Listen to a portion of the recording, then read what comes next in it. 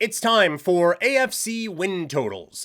We begin in the AFC East. It is the Buffalo Bills. Their total sits at 10.5. They are plus 160 to win the division, plus 750 to win the AFC. I had them as an overvalued team this season. I think that with Milano hurt on the defensive side, there is great concern about this team. I think when you look at the teams that they faced last year, Warren Sharp again providing most of the stats with his book, amazing. Absolutely recommend going out and buying it and downloading it. The Bills faced these quarterbacks last year: Zach Wilson, Jimmy Garoppolo, Sam Howell, Tyrod Taylor, Mac Jones, Tim Boyle, Easton Stick, Billy Zappi, and Russell Wilson. In 2024, the slate of quarterbacks are projected to be a top 10. That the slate of quarterbacks that the Bills are expected to face. They all have, they have a number of high-level players who left this defense, and now Milano isn't going to be there. And so I think there is just real concern about what this team is going to be defensively. And I think that there is a real lack of star power and skill, quite frankly, on the offensive side as well, aside from Josh Allen and, quite frankly, James Cook. The offensive line, I think, is a little bit of a concern as well. The only reason you could buy into Buffalo this year is because Josh Allen is awesome. And Josh Allen is absolutely awesome, but I think that this is expecting a level of awesomeness from him that is just not there.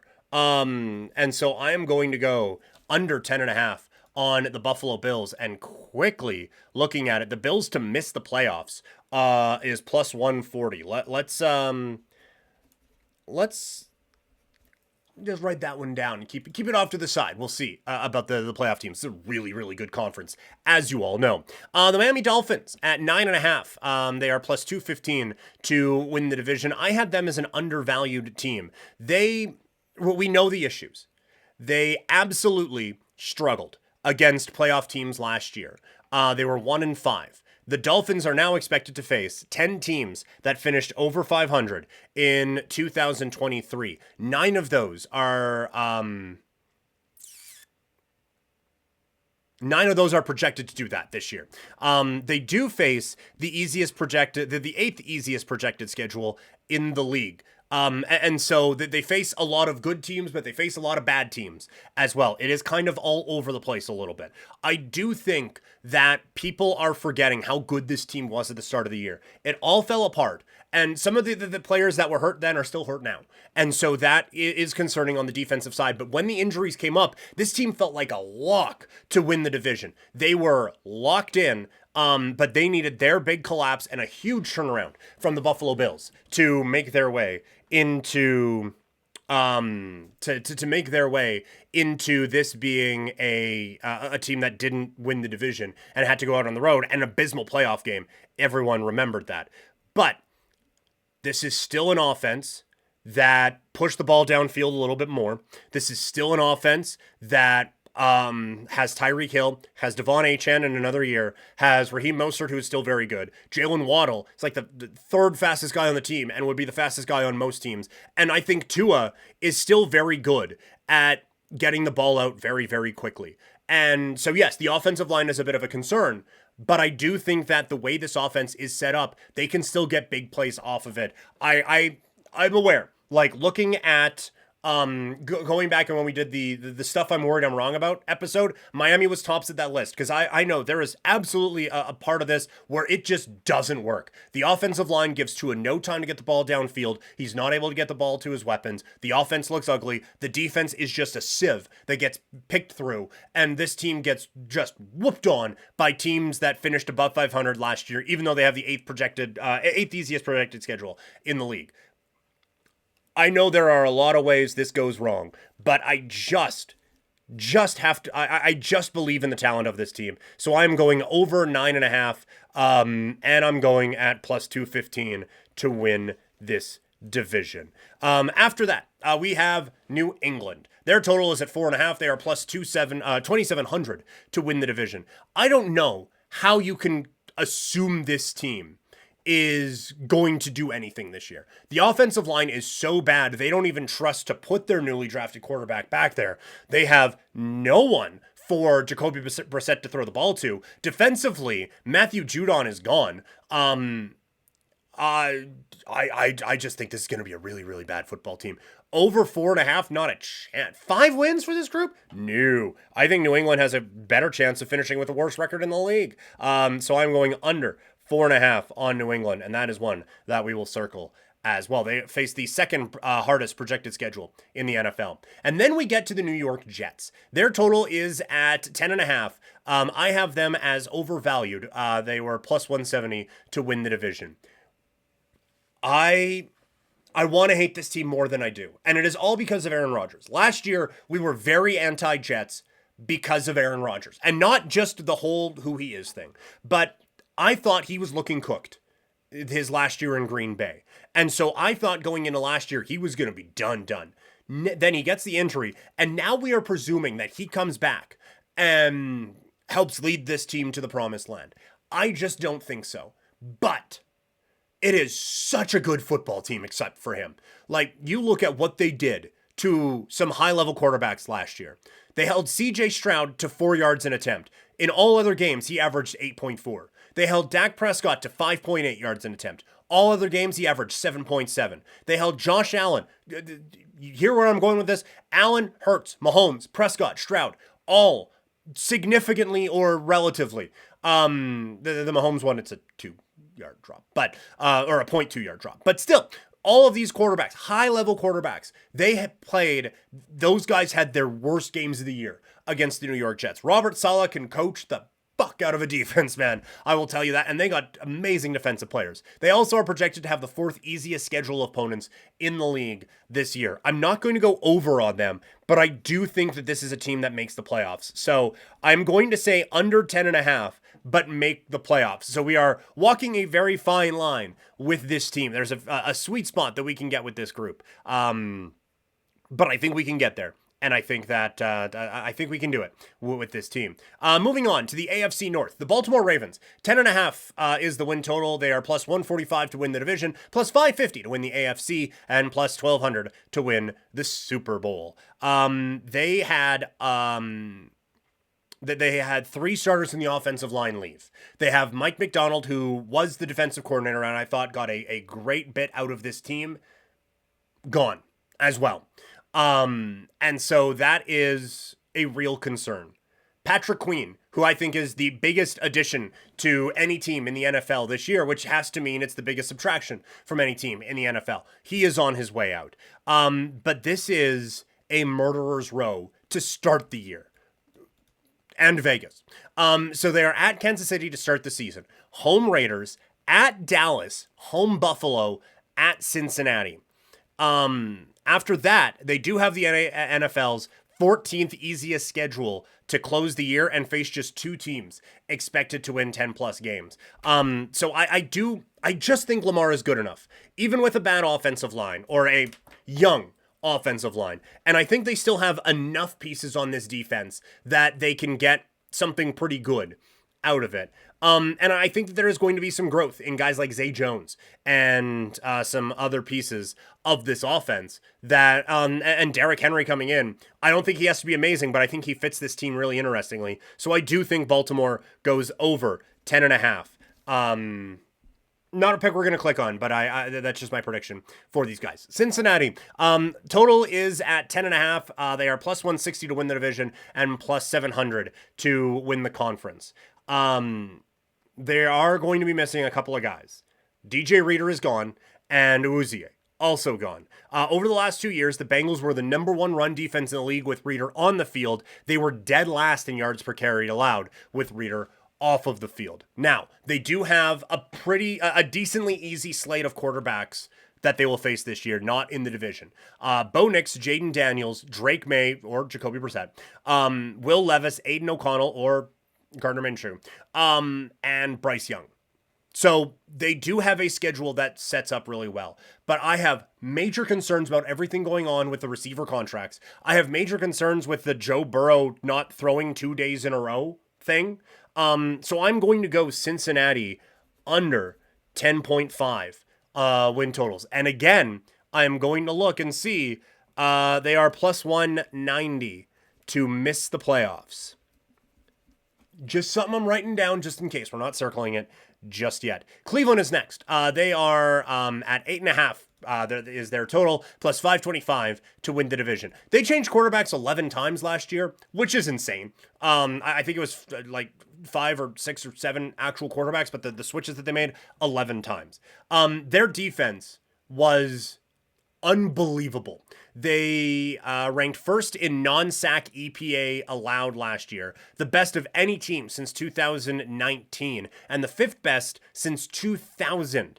They are an incredible unit. They finished 2nd in pressure rate and 6th in sacks last year. Myles Garrett, unbelievable. 14 sacks, 18.3% pressure rate, which ranked 4th among pass rushers. He, according to ESPN, was 2nd in their pass rush win metric last year.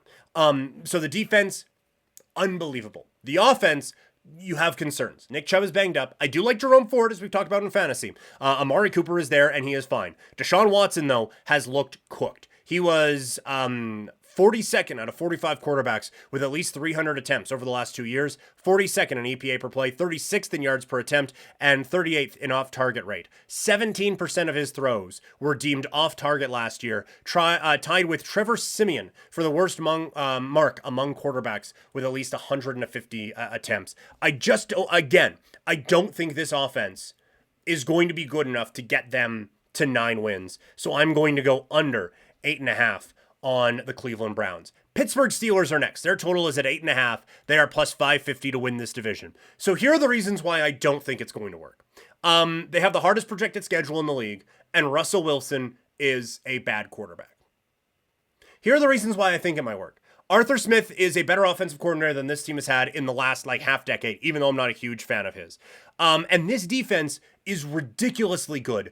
They get a healthy TJ Watt, another year of development from Highsmith, and they added Patrick Queen, who I think is really going to help out this team defensively. I think that this is going to be a bit of a juggernaut of a defense. I think Pittsburgh goes over 8.5, and I think there is a real chance that this Steelers team makes the playoffs in this upcoming season. We will get to playoff picks here in a little bit. On to the AFC South. Houston, their total is at 9.5. They are minus 120 to win the division, plus 500 to win the AFC. They played the easiest schedule of quarterbacks last season. They are projected to face the 10th hardest schedule of quarterbacks this year. The quarterbacks they beat last year: Kenny Pickett, Will Levis twice, Derek Carr, Kyler Murray, Russell Wilson, Trevor Lawrence, Gardner Minshew, Baker Mayfield, and Joe Burrow. I have concerns about this defense, and that is where I have a slight little hitch in my giddy up about picking the Texans to actually then actually make their way. I feel like this defense is going to hold this team back from being elite, is what I am trying to say. And that's why I can't just fully go all in on the Houston Texans. Offensively, they were great. CJ Stroud was unbelievable. Youngest quarterback to win a playoff game in NFL history. Most passing yards in a game by a rookie in NFL history. Most passes without an interception to start a career in NFL history. So I think the Houston Texans can be good. Can be quite good. I think they probably go over 9.5, but I don't think this team wins the division. I think they can get to 10 wins and still not win this division. Tell you why in a sec. The Indianapolis Colts, their total is at 8.5. I worry about Anthony Richardson and him as a quarterback just in general. But the thing I really worry about is this team defensively. They were horrendous last year. They will play the 5th hardest schedule in the league during the first 12 weeks of the season. It does kind of get easier as it goes on, but the easy games they play are late in the year and against cold weather teams, New England, New York, and Denver. They play on the road in those cities all late. Now, New England sucks, so they probably got to win in that game. But I do think that this is still a growth year for this team. On non-blitzes, also offensive line-wise, Indy allowed pressure in 2.5 seconds or less at the league's third worst rate. So I just think that the quarterback's a little unproven. The offensive line isn't very good, and the defense sucks. I have to think Indy takes another kind of step back this year. Wins-wise, I think that there's going to be some signs where it's like, okay, this is actually a team here, and I think that is I think that is going to be it like Chicago in the last one. They're going to go probably under their win total, but you're going to feel better about it, I think. Jacksonville, their total is at 8.5. They're plus 320 to win the division. A reminder, going into last year, going into week 10, Trevor Lawrence had this team at 6-2. They were the only team in the AFC South with a winning record. Out of 33 quarterbacks with 100 passing attempts, Lawrence's average time to throw was 2.3 seconds, second fastest in the NFL. He had some issues with the offensive line, but he was also extremely good, I thought. And so I think that this is a team that probably takes some steps forward this year. I think Trevor Lawrence, fully healthy, can still be that game changer. I think that Brian Thomas as a receiver has a chance to still be something, has a chance to be something actually pretty special. I think ETN is a really talented running back. I think defensively with Josh Hines Allen, that they have a defense that can at least get after the quarterback here.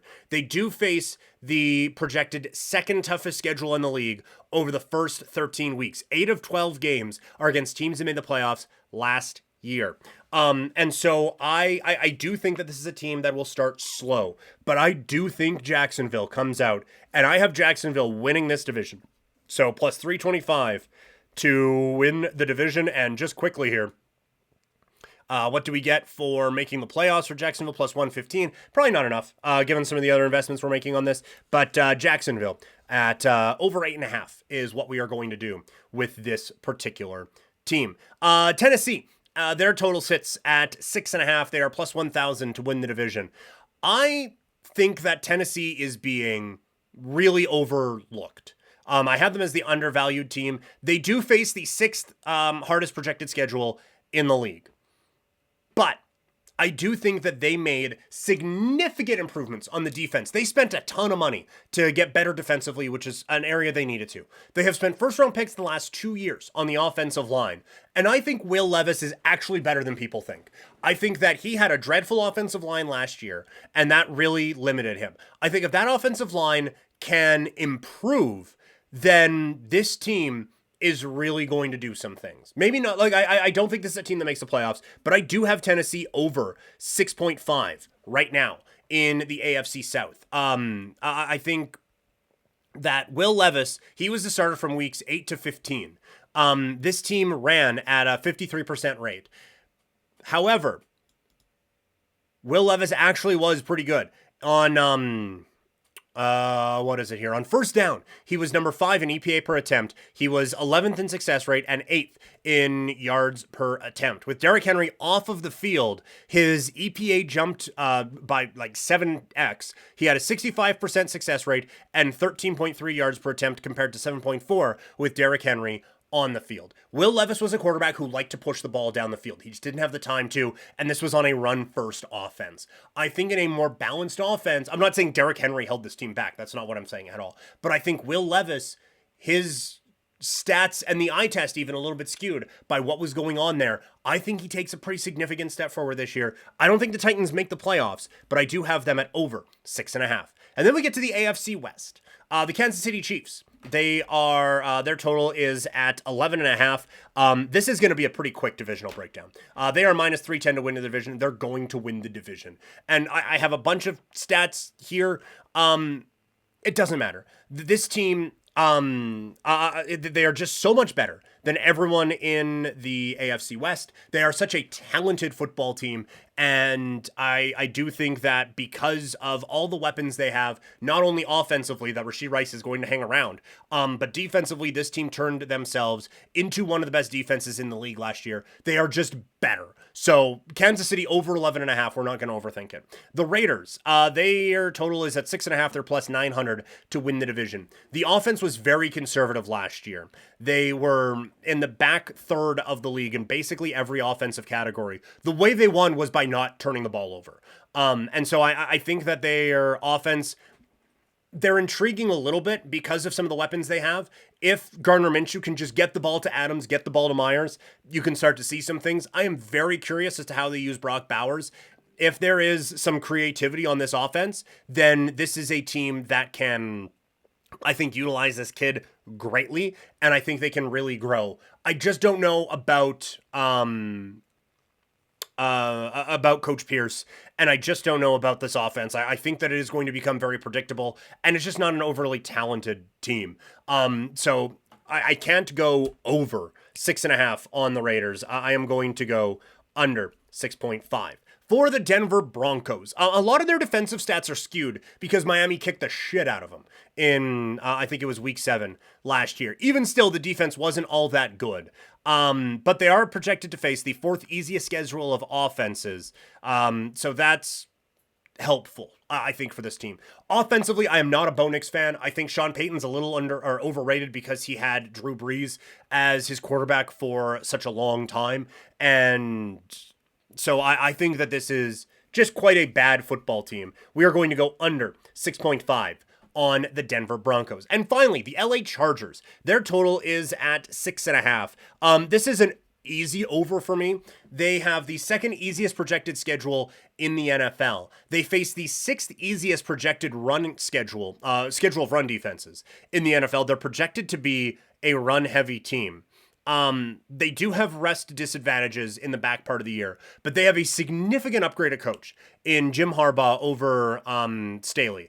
And I just think that maybe we are overlooking how good Justin Herbert is. And I get he doesn't have the weapons to throw to, but this was a crazy stat from Warren Sharp. In looking back at the last 2 years combined, out of 34 possible games, there were only 6 where both Mike Williams and Keenan Allen were played healthy.